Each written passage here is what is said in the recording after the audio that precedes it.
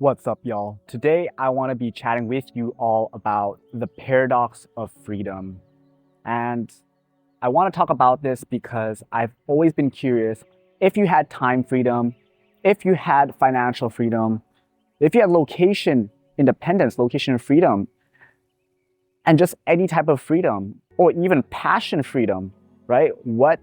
How does that feel? And is it the best thing in the world? And I came across a very familiar situation this past 8 to 9 months since I got cut from tech sales. I had enough money in the bank for several years. I was working on my personal development YouTube channel and business, and I really felt that, okay, this is great. I'm working on the things that actually matter, and I'm actually located here out in Taipei, Taiwan. So I have it all, right? But why was something still missing? And I had to really dig deep, and it took me several iterations of this to really think about why is something missing. And it's just almost like an existential crisis. So I had to dig deep down inside of me, and I knew the answers would not just be out there. It would have to be related to somewhere internally inside of me. And this led me to all these different types of books. But one of the game changer thoughts was, I came across this entrepreneur named Scott Oldford, and he talked about owning your brand story.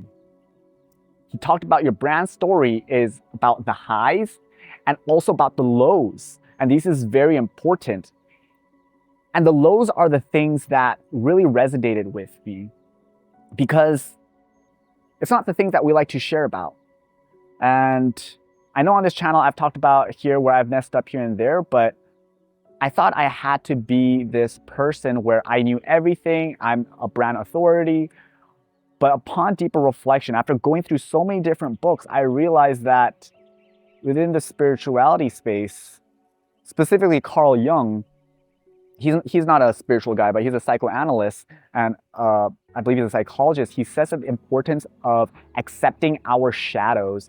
And these shadow parts of ourselves are the repressed parts of our psyche and experiences that we don't ever want to experience ever again. So we actually hide them by, masking it and putting up a front, sometimes intentionally, sometimes unintentionally. And one of the ways I did this was through personal development.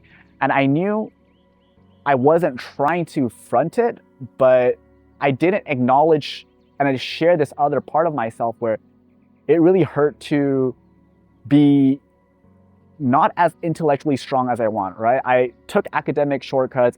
I cheated during my college years in some of my classes, and it really affected my confidence.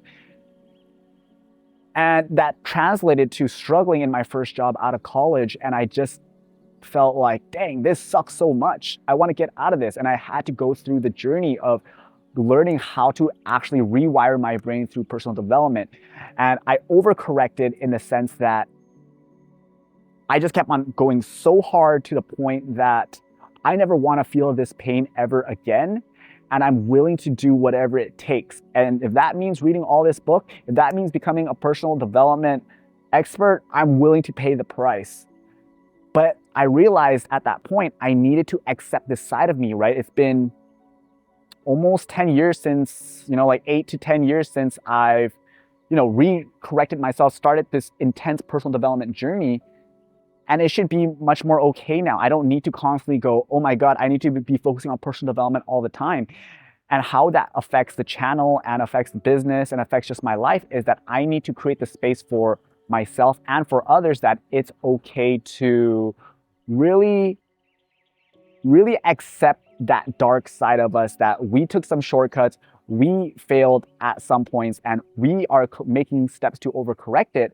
But it doesn't have to be the whole part of our life and our identity. Like, we can overcompensate to a certain degree, right? Try to correct, but we need to have that balancing act of making things a lot more normalized in the sense that we don't have to constantly operate from this state of consciousness of fear, of anger, of hurt, of shame, of the past.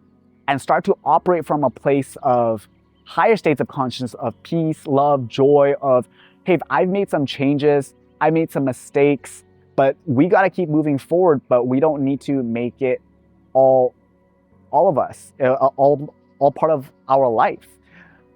So bringing it back to the question of how does it feel to have a portion of time freedom, financial freedom, location independence, location freedom, and passion freedom, I believe paradoxically, it actually makes us have to come to face with a lot of the things that we never really faced before. And maybe if we did face before, we need to go dive into it deeper. And that for me was this side of me that, yeah, I didn't really like, but I have to accept this because I need to create the space, not just for myself, but for others, my friends, my family, my clients, that it's okay for us to have weak sides, right?